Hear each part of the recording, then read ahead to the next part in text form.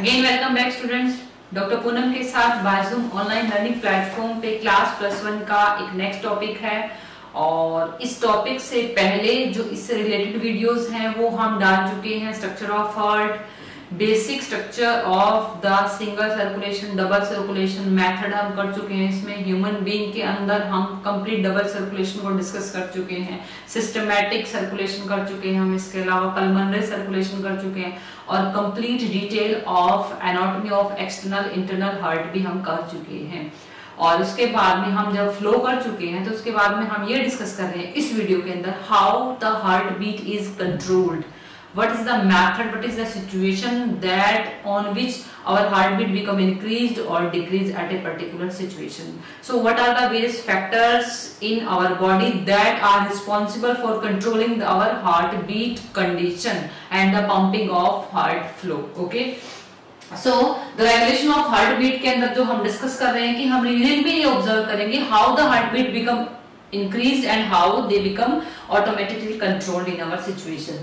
Okay तो हमारी body के अंदर हार्ट बीट को कंट्रोल करने के लिए दो सिस्टम है। पहला है न्यूरल कंट्रोल और दूसरा है हार्मोनल कंट्रोल। इससे बिफोर मैं एक आपको ये सिचुएशन बताऊंगी कि न्यूरल कंट्रोल जो हम डिस्कस कर रहे हैं उससे रिलेटेड हम जो स्ट्रक्चर है जिसमें हमने कैरोटिड एंड आयोटिक बॉडीज जो की हैं वो मैंने breathing and exchange of gases में भी डिस्कस किया है। लेकिन अगर कोई न्यूअर स्टूडेंट्स है तो मैं उसके लिए एक बार डायग्राम में ड्रॉ कर दूंगी। उससे पहले आप ये देखिए कि नर्वस कंट्रोल में जो आता है हमारा वो आता है कार्डियो एक्सेलरेटरी सिस्टम आता है। और जो neural regulation of heart beat का जो सेंटर है it is regulated in the situated in medulla oblongata and this medulla oblongata के जो ब्रेन स्टेम का पार्ट है, ब्रेन स्टेम, उसके अंदर ये लोकेटेड होता है हमारा centre for controlling heart beat. Clear, ये ऑलरेडी एक बार क्वेश्चन पूछा जा चुका है।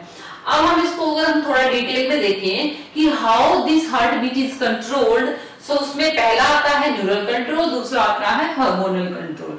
ओके, न्यूरल कंट्रोल में जो ये मेडुला ऑब्लिंगेटा है इसमें दो सेंटर प्रेजेंट होते हैं और वो सेंटर जिनसे न्यूरॉन से वो जुड़े हुए हैं उनमें फर्स्ट है कार्डियो एक्सेलरेटरी सेंटर और दूसरा है cardio inhibitory centre. Cardio acceleratory centre में हमारे हार्ट से जुड़े हुए न्यूरॉन, कौन से न्यूरॉन? सिंपैथेटिक नर्व सिस्टम वाले न्यूरॉन हमारे मेडुला ऑब्लिंगेटा के अंदर जाते हैं। सो सिंपैथेटिक नर्व सिस्टम के न्यूरॉन वो जाते हैं, वो अटैच होते हैं ऐसे नोड से डायरेक्ट मेडुला ऑब्लिंगेटा से। और इसका मतलब when our sympathetic nerve system become excited, तो इसका मतलब सिंपैथेटिक नर्व सिस्टम का जो दूसरा नाम है वो फाइट एंड फ्लाइट रिस्पॉन्स देता है। इसका मतलब हार्ट बीट इंक्रीज हो जाती है उस टाइम। तो sympathetic nerve system is the fight and flight response, तो ऑलवेज वो हार्ट बीट को इंक्रीज करने के लिए रिस्पॉन्सिबल होता है। कार्डियो इनहिबिटरी सेंटर में पैरासिम्पैथेटिक न्यूरॉन्स जो ऑटोनॉमिक नर्व सिस्टम का हिस्सा है, इसमें ये न्यूरॉन मेडुला ऑब्लिंगेटा से अटैच होते हैं। तो ये ऐसे नोड से ये वाले न्यूरॉन मेडुला ऑब्लिंगेटा को कनेक्ट करते हैं and they help in decreasing the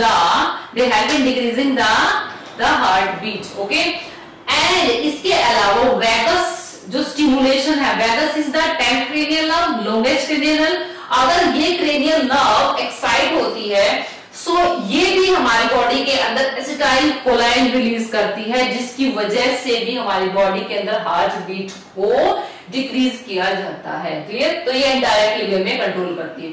अगर मैं इस चीज को आपको डायग्राम के थ्रू बताऊं सो मैं यहाँ पे एक हल्का सा डायग्राम बनाते हैं कि ये कैसे वैगस नर्व जो है, वैगस नर्व कैसे बॉडी के हार्ट से रिलेटेड होती है। तो हमारा जो हार्ट था उस हार्ट के अंदर मैंने आपको ये बताया था कि व्हेन लेफ्ट साइड से जो आयोर्टा अराइज होती है तो आयोर्टा के ब्रांच के ऊपर there is the initiation of aortic and carotid bodies. और ये आयोर्टिक बॉडीज तो आयोर्टा में प्रेजेंट होती है और कैरोटिड बॉडीज होती है कैरोटिड आर्टरी के अंदर। तो ये आयोटिक बॉडीज मेडुला ऑब्लिंगेटा से अटैच होती है ऊपर जाकर के मेडुला ऑब्लिंगेटा या ब्रेन स्टेम में, और कैरोटिड बॉडी होती है ये ऊपर जाकर के ये जो सबक्लेवियन आर्टरी है ये ऊपर डिवाइड होती है और कैरोटिड बॉडीज फिर वहां से जाके के ऊपर मेडुला ऑब्लिंगेटा से अटैच होती हैं by the help of the vagus nerve. Hering's canal भी मैंने इसके अंदर बताई थी, हेरिंग्स कैनाल से अटैच होती है, हेरिंग कैनाल फिर जाकर के ग्लोसोफेरेंजियल नर्व बनाती है और फिर जाकर के वो अटैच होती है किसके साथ, मेडुला ऑब्लिंगेटा के साथ। And these help in controlling and these also help act as a detector in the baroreceptor area. तो ये बैरोरिसेप्टर की तरह भी हम बिहेव करते हैं। क्लियर? ओके, तो कार्डियोलिवेटरी के अंदर पैरासिम्पैथेटिक नर्व सिस्टम है या वैगस नर्व स्टिमुलेशन होता है। ओके ओके, हार्मोनल कंट्रोल में देखें तो हार्मोनल कंट्रोल में हार्ट की बीट को कंट्रोल करने के लिए जो हार्मोन्स है रिस्पॉन्सिबल वो रिलीज होते हैं एड्रेनल मेडुला के रीजन से, जो हमारी किडनी के ऊपर प्रेजेंट होती है एड्रेनल ग्लैंड के मेडुला रीजन से रिलीज होते हैं, जैसे कि adrenaline and noradrenaline. Point to be noted, जब मैं एड्रेनल ग्लैंड करवाऊंगी तब ये डिटेल में डिस्कस करेंगे कि रियल में जो उसका मेडुला रीजन होता है वो हमारी बॉडी का सिंपैथेटिक न्यूरॉन्स का ही बना हुआ था। इसका मतलब हमारी बॉडी के सिंपैथेटिक न्यूरॉन जो एक्टोडर्म से डिराइव्ड हैं उनका कुछ पार्ट जाकर के एड्रेनल मेडुला के अंदर प्रेजेंट होता है। कुछ पार्ट का मतलब ऑलवेज एंड ऑलवेज जो हमारे एड्रेनल ग्लैंड का मेडुला रीजन है वो सिंपैथेटिक नर्व सिस्टम की तरह बिहेव करता है, क्योंकि उसमें सिंपैथेटिक न्यूरॉन्स प्रेजेंट होते हैं। और सिंपैथेटिक न्यूरॉन जो होते हैं always and always responsible for increasing the heart beat. तो हार्ट बीट जो इंक्रीज हो रही है उसमें अब एड्रेनल मेडुला से सिंपैथेटिक टाइप का रिस्पॉन्स देने वाले ही हार्मोन रिलीज होंगे, जैसे कि एड्रेनलिन, नॉरएड्रेनलिन एंड थायरॉक्सिन। तो एड्रेनलिन नॉरएड्रेनलिन जो दोनों के दोनों रिलीज हो रहे हैं इधर become increasing the heart rate, वो हार्ट रेट को इंक्रीज करते हैं। लेकिन जो थायरॉक्सिन रिलीज होता है, थायरॉक्सिन भी हमारी बॉडी के अंदर जो नॉर्मल कंडीशन में रिलीज होता है वो भी हमारी बॉडी में हार्ट बीट को इंक्रीज करने में हेल्प करता है। ओके, सो ये जो सिचुएशन हो रही है when heart beat become increase और डिक्रीज, तो इस कंडीशन को हम एक पर्टिकुलर नाम दे देते हैं, जैसे कि tachycardia and bradycardia. Okay, tachycardia condition क्या होती है? टैकीकार्डिया का मतलब होता है there is increase in the rate of the heart beat. अगर हमारी हार्ट बीट इंक्रीज हो जाए नॉर्मल से, तो नॉर्मल कितनी होती है 80, और अगर 80 से बढ़ जाए हार्ट बीट तो उसको हम बोलते हैं दैट इज द टैकीकार्डिया। मतलब टैकीकार्डिया में जो हार्ट रेट होता है, हार्ट बीट होती है वो 90 टाइम्स पर मिनट से तो ज्यादा ही ज्यादा होती है। ऐसी कौन कौन सी सिचुएशन है जब हमारी बॉडी के अंदर टैकीकार्डिया वाली कंडीशन आ जाती है?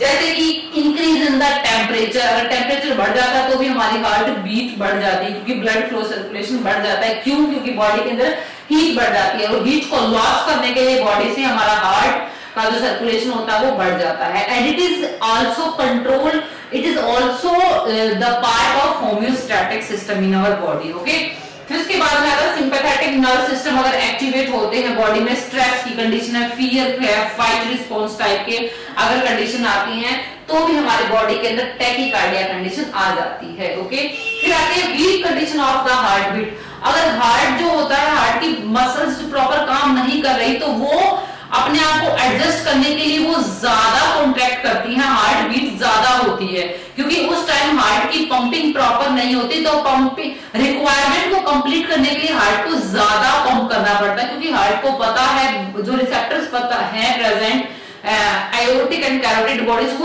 वो सिग्नल देते हैं हार्ट को कि बॉडी के अंदर पंपिंग प्रॉपर नहीं हो रही, पंपिंग प्रेशर कंप्लीट नहीं है, तो उसको एडजस्ट करने के लिए हार्ट बार बार ज्यादा बार क्या करता है, वहां पे पंपिंग करता है। उसके अलावा है shock and the loss of blood. अगर बॉडी के अंदर ब्लड लॉस ज्यादा होता है तो लेकिन बॉडी की requirement of the nutrient as well as oxygen को कंप्लीट करने के लिए हार्ट को ज्यादा पंपिंग करनी पड़ती है।